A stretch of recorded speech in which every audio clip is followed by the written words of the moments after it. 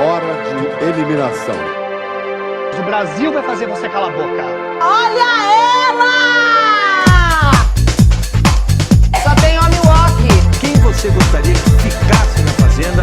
Não gosto de você. Pra mim é uma honra vocês não gostarem de mim. Não. Amiga, não tem como te defender. Olá, queridos ouvintes! Está começando mais um episódio de Vencer Feliz Aqui Fora. O seu, o meu, o nosso podcast sobre reality show, indústria cultural e política. Eu sou o Guilherme Regis e tenho ao meu lado os meus queridos e a minha querida amiga Letícia Rodrigues. Olá, queridos ouvintes! Carlos Jordão. Olá, que tal? E João Pedro Ribeiro. Amém. Que hoje é dia de falar do Evangelho. Olha, ele chegou que chegou! Não podemos esquecer do nosso maravilhoso Rodrigo Mancusi, que participou do nosso último episódio. Se você não escutou, vai lá dar uma conferida, que você vai entender de onde vem esse sucesso todo que é a nossa vinheta. Muito obrigado, Rodrigo. E eu venho aqui começar com uma grande pergunta, porque o tema desse episódio é: o que é bom para o moral? É bom para o moral, é bom para o moral, é bom para o moral, é bom para o moral. Hein? Vocês lembram? Vocês lembram, hein, Dona Rita Cadillac?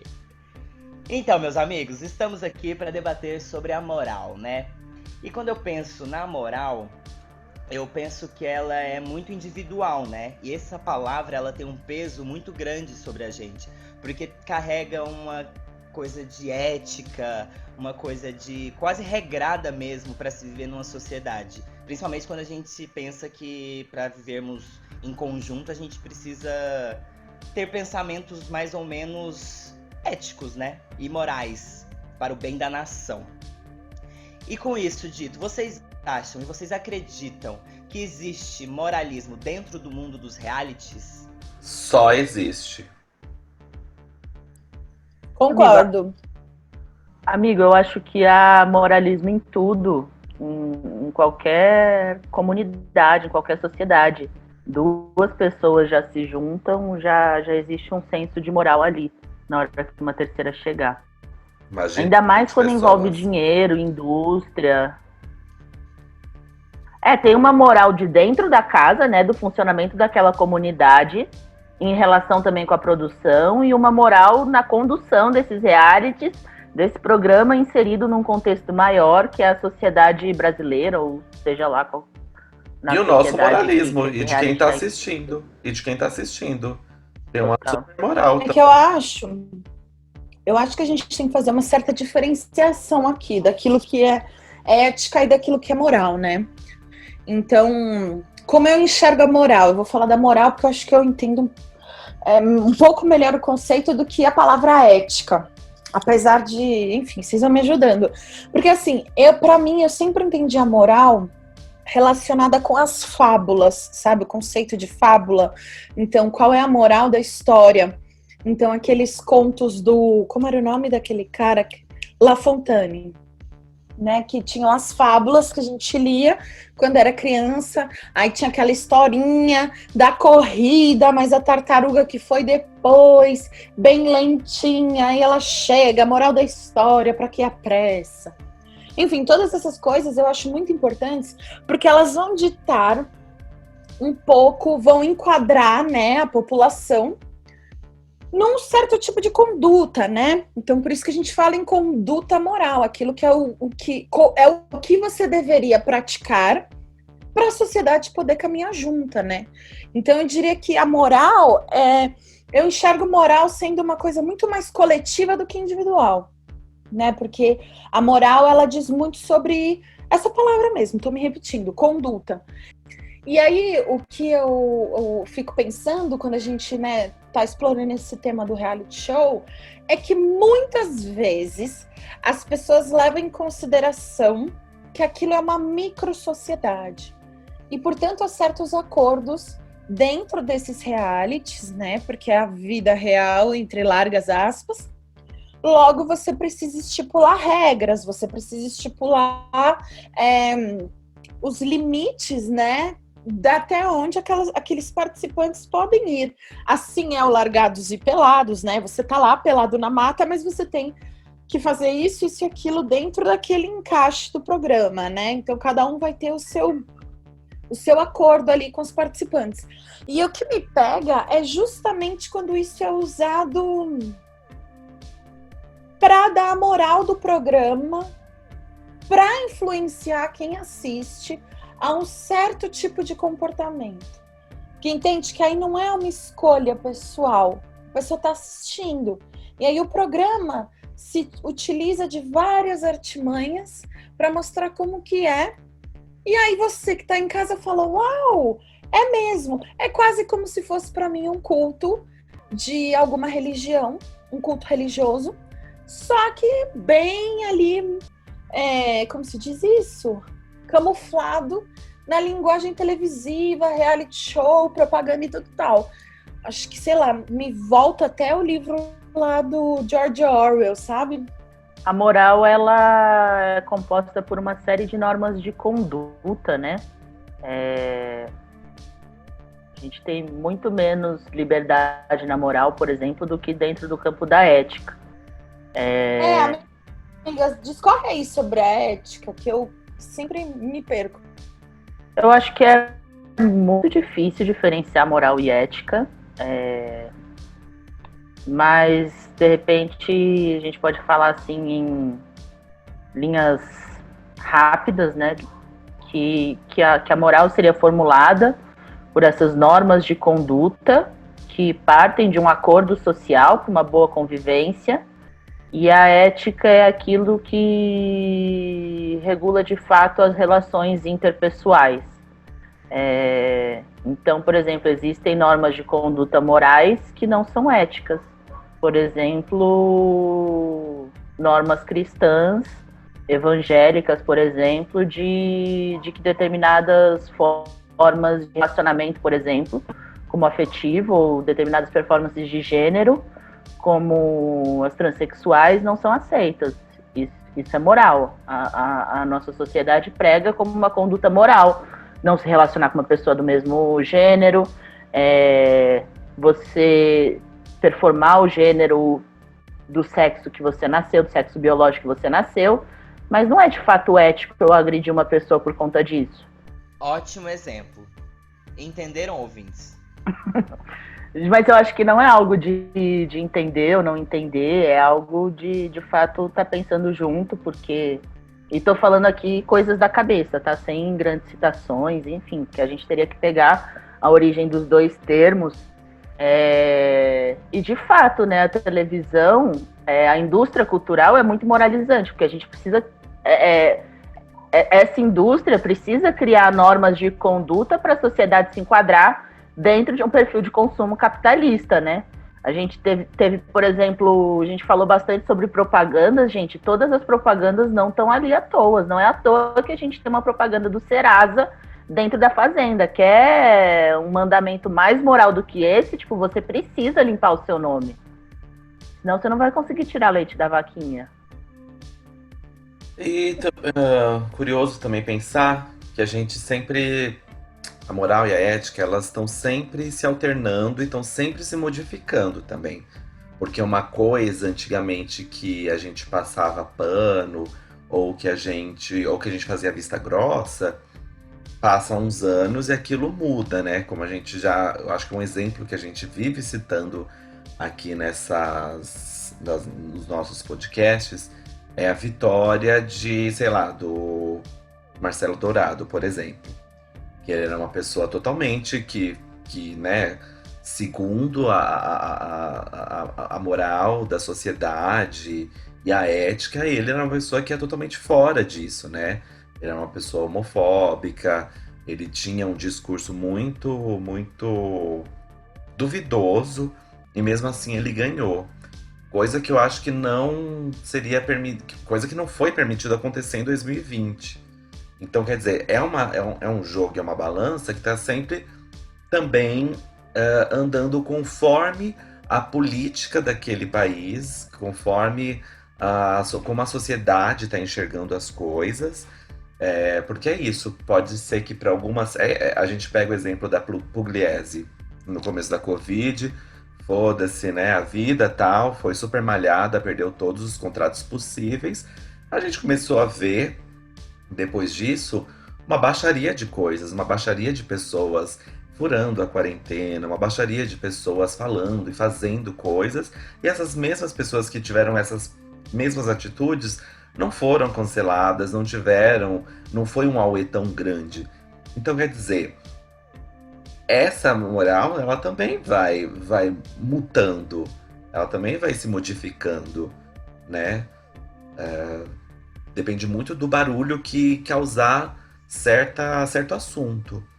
Porque se não gera um barulho, aquilo cai por terra, por mais que não seja moral, entendeu?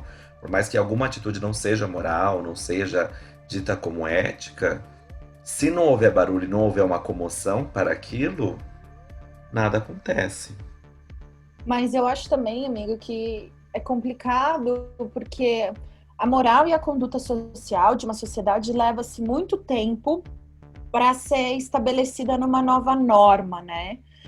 Então, sei lá, se a gente pega nos idos tempos da sociedade, quando mulheres e escravos não poderiam votar na Grécia Antiga, até isso se tornar, não, agora é permitido, e isso se popularizar, leva-se muito tempo.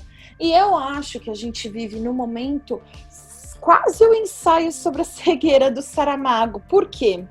Nas redes e no mundo, né, cibernético, principalmente agora que a gente está em pandemia, parece que a gente está fazendo alguma coisa reivindicando essas coisas na internet. Só que o fato é, nós temos a bancada eleitoral mais conservadora dos últimos não sei quantos anos. Nós temos um presidente que se ergue intelectualmente e, enfim, publicamente, né, na vida política, no início do processo de redemocratização do país, defendendo os períodos de ditadura militar. Então, às vezes, eu acho que o grande problema dessas coisas dos reality shows é que, para mim, às vezes eles funcionam como uma cortina de fumaça, sabe? Porque, assim, a gente viu, sei lá, nos reality shows mais recentes, que pessoas de minorias, né, de lutas de direitos, e, enfim, lutas por direitos, vencendo as edições. No entanto, o conservadorismo avança a passos largos no nosso país. Mas e aí eu nem acho, amiga. Eu acho na que real, a gente precisa muito debater como que o capitalismo se apropria de pautas para moldar uma conduta não social, mas capital, né? De formação de um público de consumo e não de um público de consciência. Então, às vezes, acho que isso é muito debatido no sentido de a gente está falando sobre isso, mas a gente está realmente debatendo a fundo esse tema, ou a gente está conseguindo fazer com que mais pessoas consumam, sabe? Não sei se faz sentido para você. Eu não sei se... Eu concordo com a cortina de fumaça, eu acho que é mesmo. Todo entretenimento, inclusive, vai ser uma cortina de fumaça. Mas eu não acho, porque antes da Thelma ganhar, quem ganhou foi uma menina super escrota, em 2019. Que foi o mesmo ano que a gente elegeu o Bolsonaro. Então... Mas, amigo... Mas eu acho que tudo a gente isso tá falando de perspectivas diferentes. Nós somos pessoas inseridas na mesma perspectiva e olhando a sociedade de um mesmo modo. Ou pelo menos muito parecido, né? Muito próximo. E isso gera um olhar sobre a moral e sobre o que é ético em relação ao outro muito diferente do que uma pessoa como o Bolsonaro, por exemplo. E aí não tem como a gente botar no mesmo lugar essas duas pessoas, né? Tipo, esses dois tipos de pessoas. E aí eu acho que entra a questão do limite também. Não sei se essa expressão é válida ou não, mas existe um limite para a moral? Tipo, existe um limite do que é e o que não é? Porque, assim, a partir do momento que a gente fala que existe, ele é pra quem? É pra gente ou é pro outro? Porque eu acho que a grande questão é a gente começar a olhar o outro, como o outro e não o outro, entende? Pra gente começar a entender o que é isso, o que é sociedade, sabe? Elaborando um pouco mais, a gente começou por aí, né? Essa diferenciação entre ética e moral. A ética, acho que teria a ver com enxergar o outro como seu semelhante e estabelecer uma relação em determinado tempo e espaço a partir disso, né? Uma relação enxergando o outro como igual. A moral, de novo, tendo a ver com essas normas de conduta, a vitória da Thelma é tão moralizante quanto a vitória da Paula. Só que a gente pode perceber aí nesse ano quais foram as mudanças que operaram nas pessoas também que votaram, qual o público que esse reality atingiu esse ano, atingiu muito mais pessoas, por exemplo, por conta da pandemia, mas a conduta de lacração das redes sociais, da militância, que no fim é quem tem decidido os últimos reality shows, é uma conduta de fato moralizante. Então, mas Eu não chamaria de militância. eu também não Eu acho. acho que esse termo não cabe porque não militância, pra internet. desculpa, da lacração, não, eu acho que assim, isso que Carlos Nem sempre da lacração, fala do eu acho fazer que- barulho, né? É fã-clube. É fã-clube, Exato, é sobre isso. uma conduta de eleição de ídolos e heróis na sociedade, né? O Campbell vai falar disso, da trajetória do herói, mas é justamente de você pegar a trajetória do herói e aplicar a tudo. É quase como, por exemplo, eu sou uma mulher gorda, né? E quando você vai ao médico, vocês já devem ter ouvido isso sobre o IMC, que é o Índice de Massa Corpórea. O IMC é um cálculo único, especificamente para analisar populações. Mas aí você vai lá no doutor Ricardo, o doutor Ricardo vai fazer seu IMC individual e vai falar, ó, você tem comorbidade, você precisa operar o seu estômago.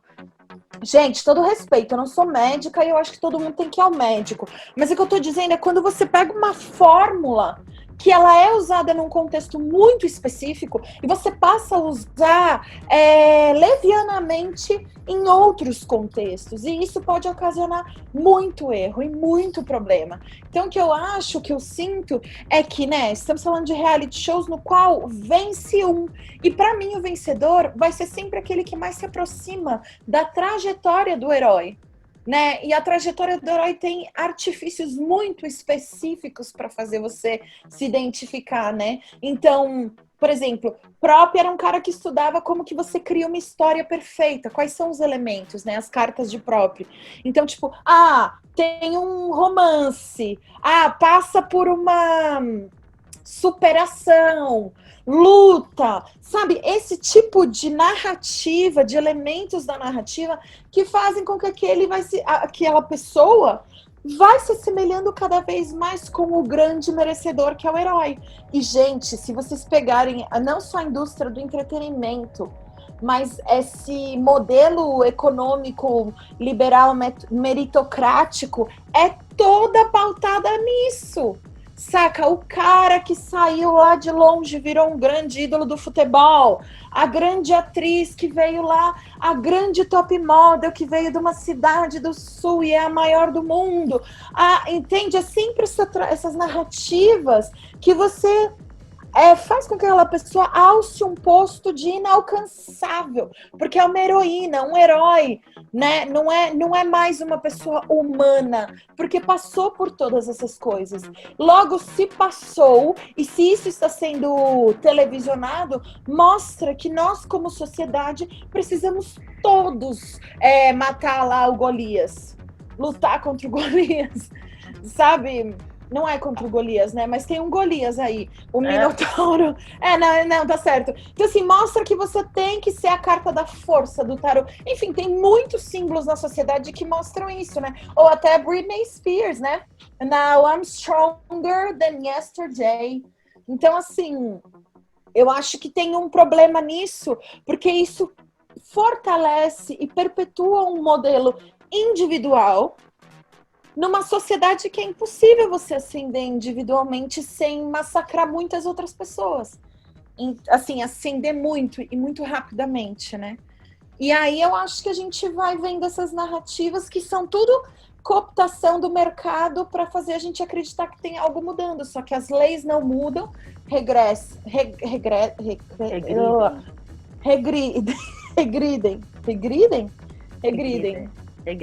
Voltam para trás. R$3. As leis voltam. Custou R$3. 3? R$3. 3? R$3. Vocês acreditam? R$3? R$3. Com paninho, com tecido, com todos esses detalhes? Sim, R$3. 3? R$3. R$3. A volta 3 casas. Sabe assim, aí a gente elege presidentes no mundo que tem uma extrema-direita muito potente em ascensão. Essas políticas de exclusão, de não dar acesso à água potável. Olha o Brasil, gente. Amapá sem luz, Pantanal segue queimando, Vale nunca indenizou Brumadinho e Mariana. Sabe assim, água super caro, já privatizaram a água também. Então assim, você vai sucateando as possibilidades e essas narrativas tendem a se fortalecer. Porque você pode, você consegue. Vai lá, luta com o Golias e você vai ganhar R$1,5 milhão. Vence aquele que está mais de acordo com a moral que o capital quer validar naquele momento através de uma falsa ilusão de que as pessoas têm escolha de decidir alguma coisa dentro daquele reality, né? Vende o que está mais na moda e o que lucra mais. Mais pautado numa lógica extremamente cristã também, né? Amém, do né? bem e do mal, né? De você passar por aquele sempre, caminho mas de isso Jesus no com a Brasil cruz. Carregar a cruz de Jesus, né? Desejar o bem. Como que é aquilo? Desejar o bem sem olhar a quem. Sem olhar a quem. Mas claro também que a gente tá falando de realities que elegem um grande vencedor, né? Mas se a gente for pegar uma pessoa que já foi citada aqui, por exemplo, que vai, sei lá, assar uma bandeja de cookie no retrovisor com o sol, ou que vai pegar uma instrumentalha pra tirar o próprio siso de uma lata de lixo porque ela acha aquilo bacana e não porque ela precisa. Tipo, sabe, eu acho que... Amiga, que reality é esse que você tá assistindo que eu não Os tô sabendo? muquiranos, amiga. Ai, misericórdia. Você entende que aí a perspectiva toda muda de cabeça pra baixo? Amigo, eu acho que não muda. As emissoras Eu fazem também acho que não. esses realities pra gente se chocar e condenar essa postura, porque não é bacana ser muquirana. Olha até onde vai a muquirana. Mas o nosso olhar, entendeu? Amigo, Mas é tipo, na sociedade olhar do direcionado. consumo, né, amigo? Quem não consome é tipo, desculpa, você não pode viver nessa sociedade. Ou, por exemplo, os acumuladores, porque você tem que ter noção do quanto você consome, né? E daí que eu tô juntando revista desde 1800. Eu amo. Tipo, é uma loucura, você cria uma síndrome de obsessão, né? Os muquiranas é chocante, eu acho assim, o reality show mais chocante. E os ouvintes que foram atrás desse programa e mandaram mensagem pra gente estão todos traumatizados. Todos, sem exceção. Eu amei. Amanhã estarei assando meu cookiezinho no retrovisor. Ou, por exemplo, Gui, quando a gente vê o 90 dias pra casar, não adianta, 90 dias pra casar. Quando você vai ver 15 minutos, você já julgou toda a relação. Já falou, é interesse, o americano, a latina, brará. E aí você só vai. Agora, quando você vai ver as mulheres lá de Beverly Hills, que a gente ama. Gente, como elas são legais. Viu como gente rica que vai gastar $1 milhão num casamento cafona do Kevin Lee, que eu não admito o Kevin Lee é legal, é bacana, sabe? Tipo, Sim. é muito maluco. Eu tô ficando todo confuso. Eu não sei mais o que é legal e o que não é. E com isso, a gente encerra com essa confusão toda. A gente encerra mais um bloco e continue com a gente para o bloco 2.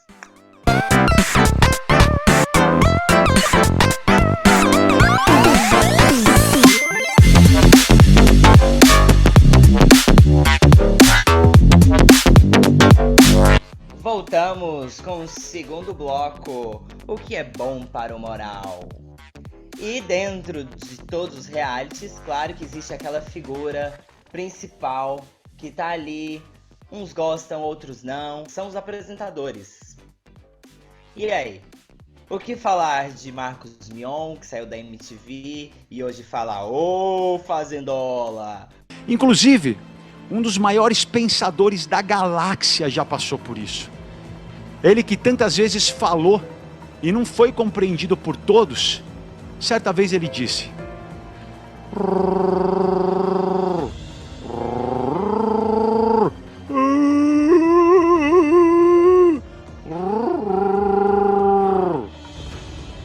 esse sábio era ninguém menos que o Chewbacca. Ou o que falar do nosso Thiago Leifert? Se fosse agora, fossem seus últimos 30 segundos do programa, você teria mais alguma coisa a dizer ou você acha que o recado tá dado? Não, eu queria um minutinho, assim. Sério? Você me dá. Uau, achei que você ia falar, não, meu recado tá dado. Por favor, o minuto é seu. Não. Mas da forma respeitosa, porque nem sempre foi respeitoso. Você chamou de discursinho e hoje você se referiu ao que a gente contou pra você como palhaçada. Eu escutei também, você disse aquela palhaçada. O que vocês têm a dizer, meus amigos? Eu tenho duas coisas a dizer. O Mion é um regredido, 40 anos na cara, quase 50, querendo passar por 15 anos. E o Thiago Leifert já passou da hora de usar sapatênis, né? Só isso mesmo, alguém pode pegar daí. O fato dele se parecer com o sapatênis, eu acho que diz muito pra gente sobre a questão da moral, né? É muito simbólico. Acho que tem muito poder simbólico. Bom, vamos começar, né? Vamos começar. É interessante perceber que esses são sempre homens, né? São sempre homens brancos, né? Vamos começar daí já, né? São sempre uns homens brancos, com a idade entre, sei lá, final dos 30 anos, começo dos 40. É sempre, né? É mais ou menos dessa fase. Não, Marisa, ó, João, fala aí, cite Marisa Hort.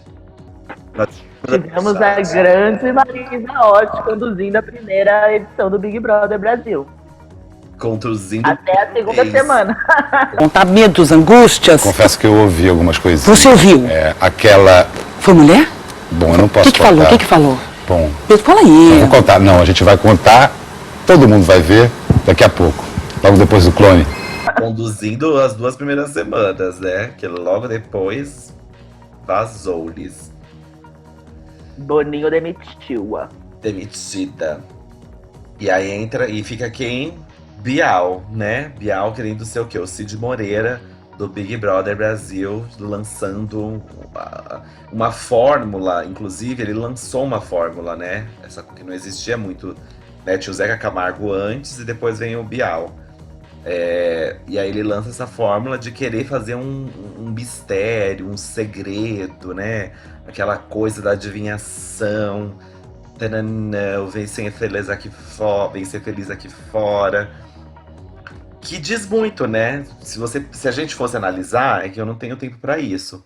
Mas se a gente for analisar todos esses discursos de eliminação, ali tá carcando um monte de coisa. Tem vezes que eles chegam até a ser grosseiros, de tão explícitos que eles são. Ou aquela vez lá que Mion, logo no começo do programa, tava chamando a atenção da menina, da Carol Narizinho. Porque ficou claro que a Carol foi o oposto do que eu falei. Não se preocupou com as regras, incentivou punições, comemorou. Carol, diante disso, eu estou aqui até imaginando qual vai ser a justificativa para a sua indicação de hoje, já que aqui sempre é usada, né, que é causar punição, não deve ser um argumento que você possa usar, né? Falando que ela foi uma péssima fazendeira, tipo, what the fuck? Quem, sabe, tipo, eu, como espectador, gosto de ver o quê? Gosto de ver os apresentadores, assim, Suíça. Eu não gosto que eles se metam. Por isso que quando eles porque eu acho que é difícil mesmo ter um poder ali, você apresentar um programa e não querer e não dar o seu palpite. Acho que deve ser um trabalho muito difícil mesmo. Mas foda-se, esse é o seu trabalho, você tem que ser a Suíça, você tem que ser a rainha da Inglaterra. Não dê sua opinião, porque parece que não, mas eu acho que por vir dessas pessoas, tem um tom moral muito grande que faz às vezes você pensar em coisas que você nem tinha percebido, né? Se eles falam uma coisa e chama a atenção para um ponto de vista que você nem tinha notado até então. Mas mas essa é a eu função acho- deles, né? Então, vou fazer coro com o João, essa é a função deles, porque se você pega, por exemplo, um outro formato de programa, como o MasterChef, se a Paola Carosella dá um feedback legal para uma senhorinha, a gente já se apaixona por ela.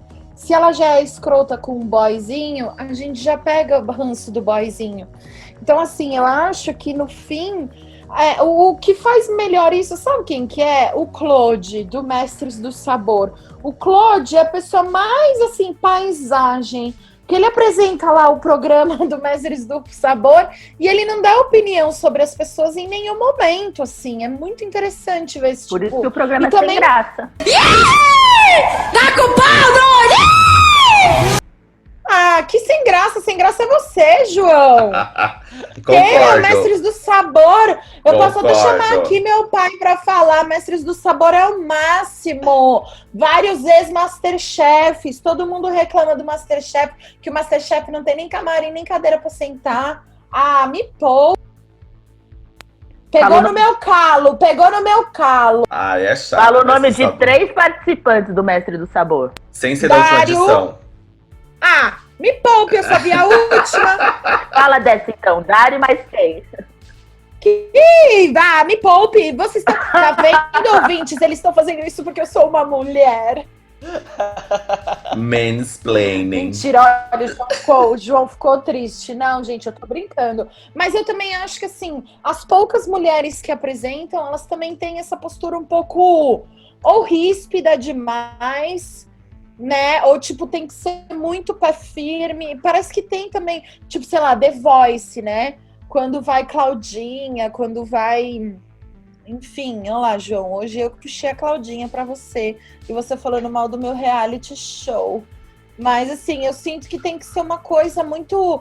Ou você é muito firme, segura, linda de si, ou você não apresenta, né? E isso, assim, faço coro com a minha amiga Carlos. Brancos, brancos, brancos, brancos.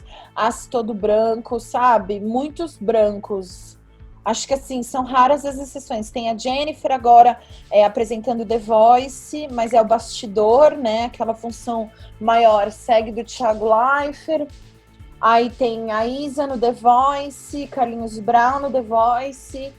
Mas, assim, tem uma carência muito grande de outras etnias na televisão, né? De outras raças. Então... é uma coisa muito maluca. E é isso, né? Moralizante, porque a pessoa que tá ali falando use filtro solar é um homem branco, detentor da informação, porque também às vezes a galera vem de ramo jornalístico, né? Da informação. Então... Mas assim, se fosse para escolher um apresentador de reality, eu tô lançando um desafio ao vivo, gente. Não estava programado. Tô rasgando o roteiro enquanto a minha mãe faz barulho aqui. Eu acho que eu escolheria... Carlinhos Brown. Acho que o Carlinhos Brown tinha que apresentar todos os programas do Brasil. Amiga, mas aí os programas iam ter 4 horas de duração cada. Mas eu acho que são funções diferentes, amiga. O Carlinhos Brown, por exemplo, ele é um jurado, né? Então tem os jurados, Paola Carosella, Jacan, lá no Mestre do Sabor, a Kátia Barbosa, aquele menino de Minas que é chato pra caramba. Tem a pessoa dos bastidores. O Claude, por exemplo, ele é apresentador, ele faz a função ali da Ana Paula Padrão. Mais ou menos. Tem a Monique Alfradique também. Mas que a Monique Alfradique é meio bastidores, né? Nossa, Mas a Monique Alfradique nem aparece, gente. A Monique Alfradique, ela é a nova Ana Furtado, gente. Faltou alguma coisa acontecer na novela, ela entra.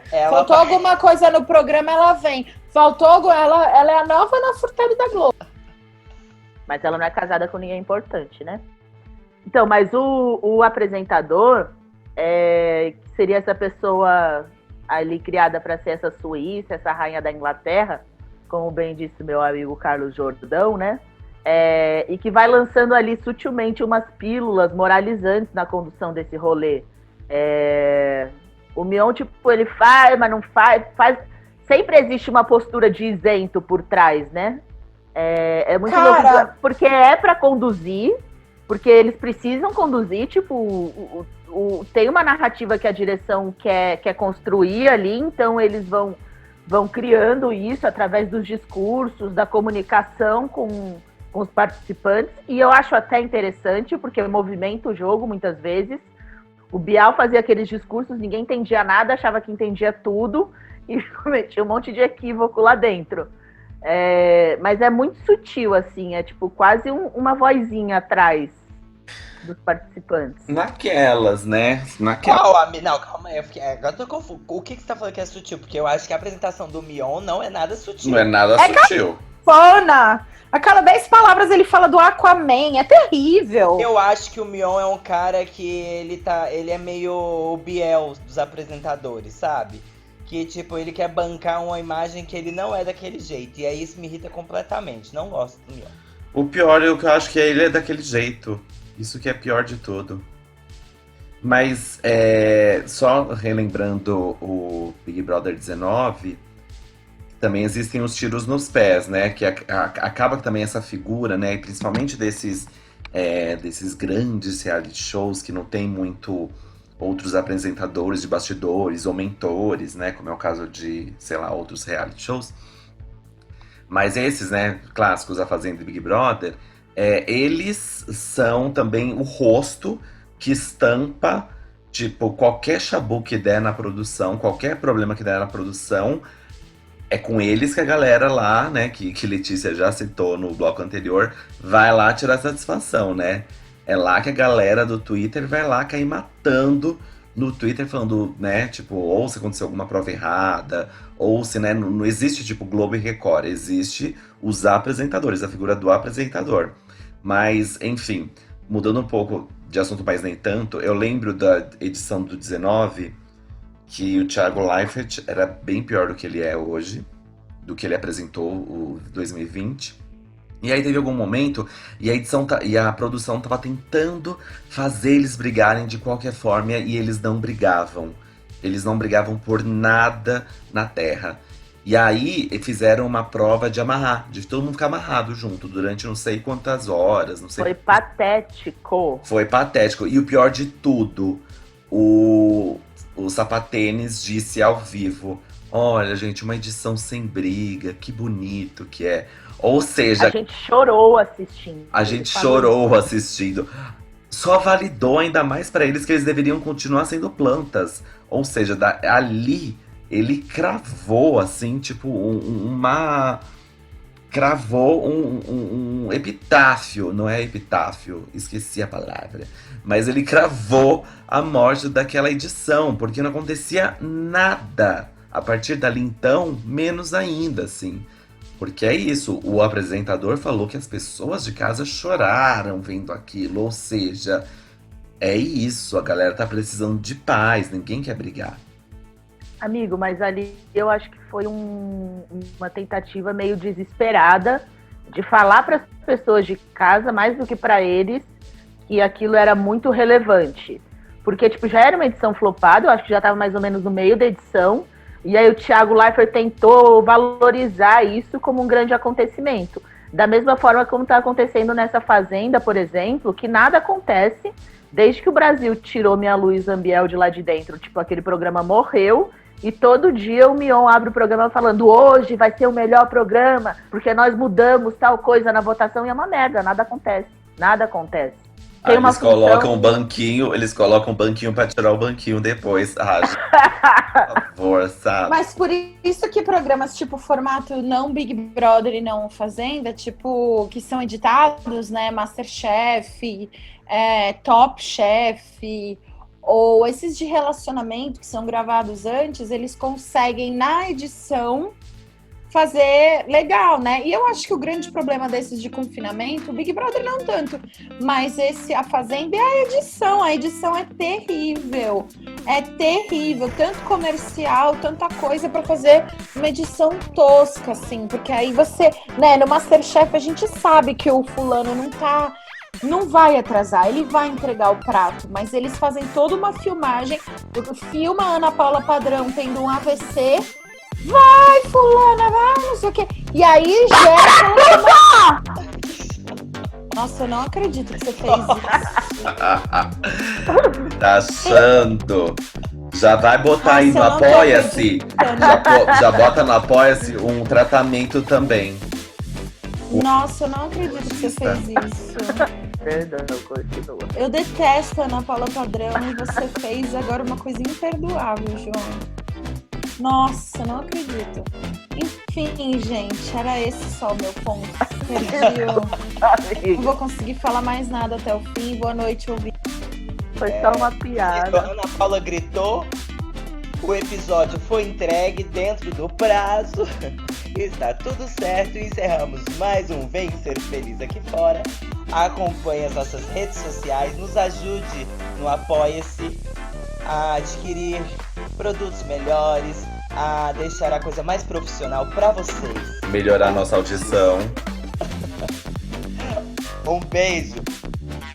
Não gosto de você. Pra mim é uma honra vocês não gostarem de mim.